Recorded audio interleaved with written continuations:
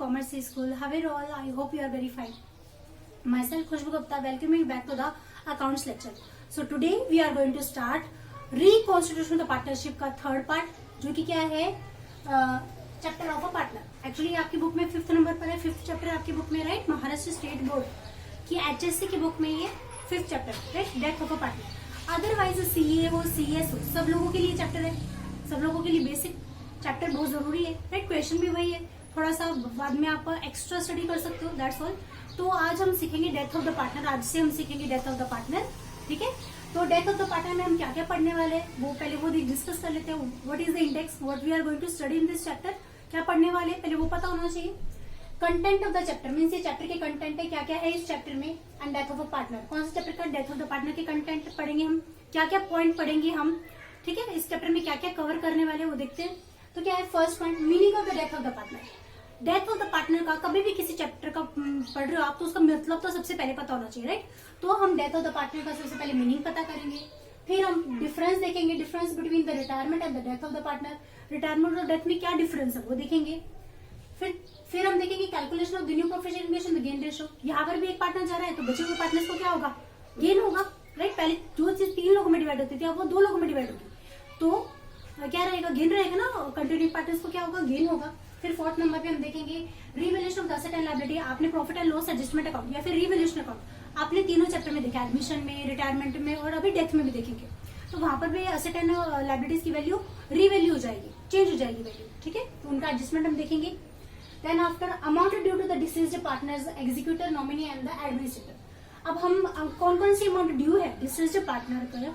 Deceased partner को तो मिल नहीं सकती, जिस पार्टनर की डेथ हो उसको तो मिल नहीं सकती, लेकिन उसके एग्जीक्यूटर को, उसके नॉमिनी को या फिर उसके एडमिनिस्ट्रेटर को कौन कौन सी अमाउंट मिलेगी, ड्यू है, कौन कौन सी अमाउंट मिलेगी बाकी है फर्म की तरफ से. तो वो देखेंगे हम कौन कौन सी अमाउंट आती है और कैसे किया जाता है. ये चैप्टर के अंदर वर्किंग नोट बहुत इंपॉर्टेंट है, तो सबने ध्यान से सुनना है. ये टॉपिक बहुत ज्यादा इंपॉर्टेंट है. Then after settlement of the account due. आप सेटलमेंट कैसे करोगे इसके लिए मैं आपको फॉर्मेट बना के दिखाऊंगी कैसे बनाया जाता है इसका. अगर आप लोगों को क्वेश्चन में या तो बोलेंगे कि सारे पार्टनर्स का कैपिटल अकाउंट या फिर आपको बोलेंगे डिसीज्ड पार्टनर का कैपिटल अकाउंट.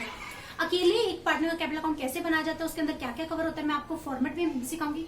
सब लोगों ने ध्यान से सुनना. उसके बाद हम करेंगे सारे प्रैक्टिकल प्रॉब्लम सॉल्विंग, सारे प्रैक्टिकल प्रॉब्लम सॉल्व करेंगे ताकि आप लोग प्रैक्टिस कर सको, okay. And then after theoretical exercise हम सॉल्व करेंगे. थ्योरेटिकल एक्सरसाइज पूरा चैप्टर करने के बाद आपको थ्योरेटिकल का उससे समझ में आ जाएगा, लेकिन तभी भी मैं आपको बताती हूँ, ठीक है. और सब लोगों ने सारा बेसिक्स हो, प्रैक्टिकल प्रॉब्लम हो या थ्योरेटिकल एक्सरसाइज हो, each and every concept is really very important. कोई भी चीज इसमें से मैं नहीं बोल सकती कि चलो छोड़ दो, ऐसा तो नहीं मैं बोल सकती. सारे के सारे टॉपिक बहुत ज्यादा जरूरी है. अगर किसी बच्चे ने एक टॉपिक भी मिस किया तो उसका बहुत नुकसान हो जाएगा. So don't miss it, okay. So आज से हम स्टार्ट करेंगे. आज मैं आपको सबसे पहले बताऊंगी meaning of the death of the partner, ठीक है. स्टार्ट करते हैं, ओके. Hello everyone. अभी हम पढ़ेंगे मैंने आप लोगों को बताया कि इस चैप्टर में हम क्या पढ़ने वाले हैं, राइट. तो अभी हम पढ़ेंगे डेथ ऑफ द पार्टनर का मीनिंग पढ़ेंगे. कभी भी कोई भी चीज स्टार्ट करने के पहले आप लोगों को उसका बेसिक मीनिंग पता होना बहुत जरूरी है, राइट. तो हम मीनिंग सीखेंगे. मीनिंग मतलब क्या, डेथ ऑफ द पार्टनर मतलब क्या है इसका, ठीक है. और उसके बाद हम पढ़ेंगे difference between the retirement of a partner and the death of the partner. Retirement of partner और डेथ ऑफ पार्टनर में फर्क क्या है, ठीक है, वो हम देखेंगे. तो स्टार्ट करते हैं. डेथ क्या है. Death means the permanent end of all the functions of the life in an organisation. किसी पर्सन की डेथ मतलब क्या, किसी पर्सन का फर्म में रहना, उसकी एग्जिस्टेंस वो खत्म हो जाती है, उसकी लाइफ खत्म हो जाती है किसके अंदर, ऑर्गेनाइजेशन में, राइट. तो क्या दिया है, accordingly when a partner dies, जब किसी पार्टनर की डेथ होती है, अकॉर्डिंगली इसके हिसाब से व्हेन अ पार्टनर डाइज, जब कोई पार्टनर की डेथ होती है, then he no remains as a partner of the firm. वो फर्म में पार्टनर के जैसे नहीं रह सकता, राइट. वो फर्म में पार्टनर कैसे रहेगा, वो दुनिया में ही नहीं है तो वो फर्म में पार्टनर कैसे रहेगा, राइट. तो he no remains as a partner of the firm. वो फर्म में पार्टनर के जैसे नहीं रह सकेगा, right. On the death of the partner की डेथ होने पर he ceases to be a partner of the firm on the natural ground. तो ऑटोमेटिकली वो फर्म का पार्टनर रहेगा क्या, नहीं, वो फर्म का पार्टनर रहेगा ही नहीं. नेचुरल ग्राउंड मतलब क्या, मीन्स ये तो कॉमन सी बात है. अगर किसी पर्सन की डेथ हो जाती है, वो दुनिया में ही नहीं है तो वो फर्म में कैसे रह सकता है, वो फर्म में पार्टनर रहेगा, नो. ही सीजेस मतलब खत्म हो जाता है. He ceases to be a partner of the firm on the natural ground. तो वो पार्टनर फर्म का नहीं रहेगा, ऑटोमेटिक सी कॉमन सी बात है, राइट. तो क्या है 10, इस वजह से हम क्या बोल सकते हैं, the death of the partner is equivalent to the compulsory retirement. Death of a partner is old age a compulsory retirement. क्यों? क्योंकि देखो, अगर रिटायर होने के बाद कोई पर्सन रिटायर हो रहा है लेकिन वो डेथ नहीं हुई उसकी, मान लो रिटायरमेंट के केस में किसी पर्सन की डेथ नहीं हुई लेकिन वो फर्म से रिटायर हो, तो वो हमें कम बैक कर सकता है। But in case of death वो ऊपर जा चुका, वो वापस आ नहीं सकता, he can never be join the firm. वो फर्म को दोबारा ज्वाइन कर सकता है? No way, right. So the partner who is dead, जो पार्टनर की डेथ होती है, इज कॉल्ड, जिस पर्सन की डेथ होती है, ये कॉमन टर्म्स है जो लोग कि आप लोगों को पता होना बहुत जरूरी है। अगर आपको चैप्टर में हर एक चीज बेसिक्स आर वेरी इंपॉर्टेंट। जो बच्चे बेसिक्स को बोरिंग समझते हैं, जिन लोगों को लगता है क्या बेसिक सीखना, सच काइंड ऑफ एटीट्यूड अगर बच्चों का है तो वो लोग प्रॉब्लम खुद से सॉल्व नहीं कर पाएंगे। सो इस वजह से बेसिक सीखना बहुत जरूरी है। ओके, अगर कोई भी चैप्टर आपको अच्छे से सीखना है तो उसके लिए बेसिक बहुत ही ज्यादा जरूरी है किसी भी चैप्टर के लिए। अगर आप डायरेक्टली क्वेश्चन पे जंप करते हो, प्रॉब्लम पे जंप करते हो, then you will observe that आप लोगों को कुछ भी नहीं आ रहा। ठीक है, इस वजह से बेसिक क्लियर होना बहुत जरूरी है। ठीक है, तो क्या है, the partner who is died, जिस पार्टनर की डेथ हो जाती है, is called the deceased partner. उस पार्टनर को क्या बोला जाता है? डिसीज्ड पार्टनर बोला जाता है। जिस पर्सन की डेथ हो जाती है ना, जिस पार्टनर की डेथ हो जाती है, उस पार्टनर को बोला जाता है deceased partner. Deceased, okay, DECASED, deceased partner. Okay, और बाकी के पार्टनर जो फर्म में रहेंगे, मान लो 3 पार्टनर, उसमें से एक पार्टनर की डेथ हो गई और जिस पार्टनर की डेथ हुई उसको हम बोलेंगे डिसीज्ड पार्टनर। तो बाकी के 2 पार्टनर जिनकी डेथ नहीं हुई, जो अभी भी है, जिंदा है, तो क्या बोलेंगे उन्हें? The partners who continue the partnership business.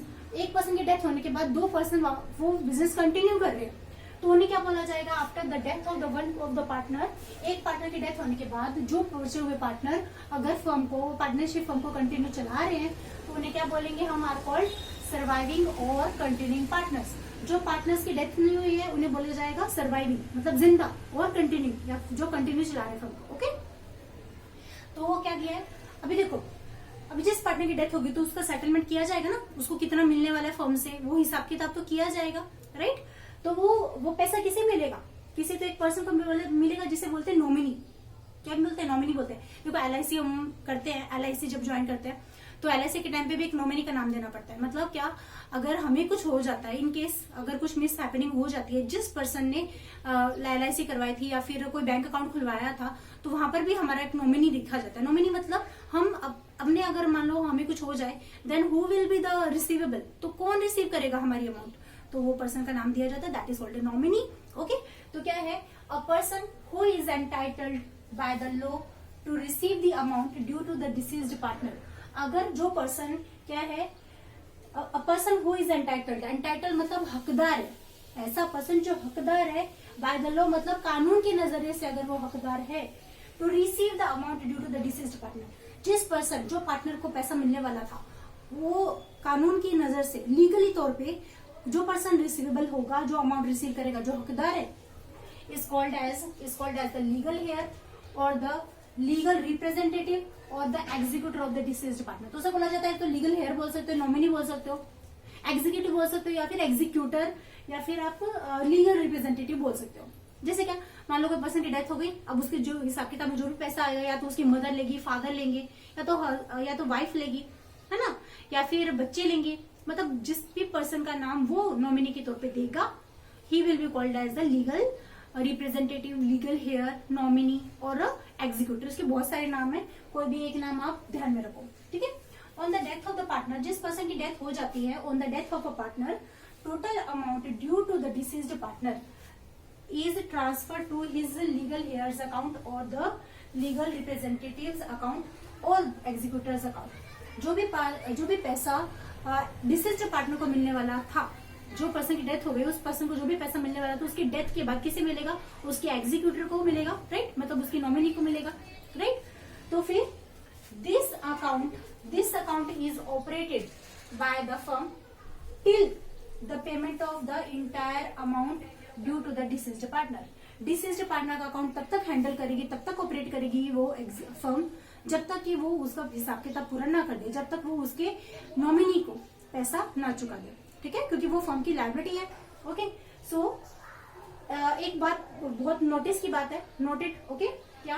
Please note that in the absence of any information, किसी भी अगर मान लो किसी पार्टनर ने ये डिसाइड ही नहीं किया था एग्रीमेंट करते टाइम, है ना, पार्टनरशिप बनाते टाइम ये डिसाइड ही नहीं किया था, अगर किसी पर्सन की डेथ हो जाए देन व्हाट टू डू, अगर इस बारे में उन्होंने कोई सलाह मशवरा किया ही नहीं तो क्या होगा।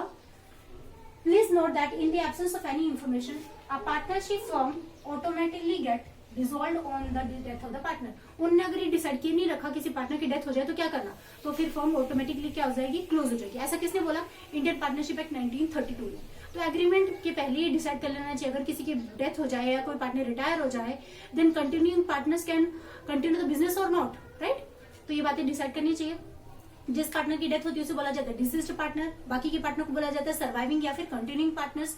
और जिस पर्सन के हिस्से में वो डिसीज्ड पार्टनर की अमाउंट ट्रांसफर होगी तो उस पर्सन को बोला जाता है deceased partners executor, legal heir या फिर नॉमिनी या फिर लीगल रिप्रेजेंटेटिव बोला जाता है। ओके, ठीक है, तो ये बातें ध्यान में रखना। तो अभी हम पढ़ेंगे what is the difference between the retirement of a partner and death of a partner. हालांकि दोनों सेम है, दोनों सिमिलर है ना, यहाँ पर भी गेन रेशो निकाला जाता है और सब कुछ सेम रहता है, तो अभी भी क्या डिफरेंस है, ठीक है, हमारे नॉलेज के लिए हमें पता होना चाहिए, तो मैं आपको भी बताती हूँ। Okay, so now we will see the what is the difference between the retirement of a partner and death of the partner. हालांकि दोनों सेम है, अकाउंटिंग ट्रीटमेंट सब कुछ सेम तरीके से क्या लेके जाता है, लेकिन तभी भी क्या फर्क है वो हम पता करते हैं। ओके, तो क्या है, इन case of the retirement, in case of retirement, पहले रिटायरमेंट का पढ़ेंगे फिर डेथ का। Okay, in case of retirement, first point I am ready. In case of retirement, retirement के टाइम पे the partner can retire only at the end of an accounting year. Retirement के case में कोई भी partner अगर retire होता है तो ये बात कंपल्शन है कि किसी भी पार्टनर को अगर रिटायर होना है तो वो अकाउंटिंग ईयर खत्म होने के बाद ही एंड कर सकते हैं। मीन्स अकाउंटिंग ईयर कब एंड होता है, 31 मार्च को, 31 मार्च के बाद ही वो रिटायर हो सकता है। बीच में अकाउंटिंग ईयर के बीच में कोई पार्टनर रिटायर नहीं हो सकता। ओके, लेकिन डेथ की बात करें तो डेथ तो कभी भी हो सकती है, वो पर्सन के हाथ में नहीं है। वो तो नहीं बोल सकता भगवान को कि मेरी डेथ अकाउंटिंग ईयर की बात करना, राइट। इस वजह से डेथ अकाउंटिंग ईयर में कभी भी हो सकती है, राइट, कभी भी हो सकता है। अगले पल क्या होने वाला है कोई जानता है, नहीं, कोई नहीं जानता, राइट। तो क्या है, इन case of death, death of the partner में अकर मतलब हो सकती है at any time during the year, कभी भी हो सकती है, साल के दौरान कभी भी हो सकती है, राइट। अगले पल क्या होने वाला है किसी को नहीं पता, लेकिन रिटायरमेंट अगर कोई पर्सन रिटायर हो रहा है तो उस पर्सन के हाथ में है। तो रिटायरमेंट अकाउंटिंग ईयर एंड होने पे ही होती है। ओके, उसके बाद ये फर्स्ट पॉइंट हो गया।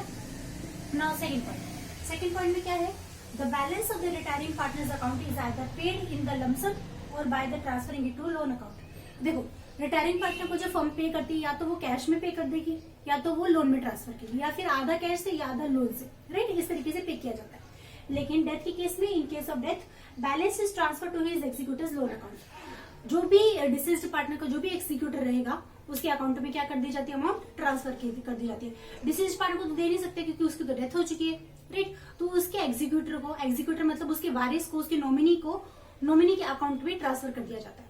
ज्यादातर ये लोन में ट्रांसफर किया जाता है और एग्जीक्यूटर को ऑन द स्पॉट पे नहीं किया जाता, एग्जीक्यूटर के लोन में, मतलब उसको फॉर्म बाद में देगी, like that. Okay, then third point क्या है, रिटायरमेंट ऑफ अ पार्टनर में means when a partner want to leave.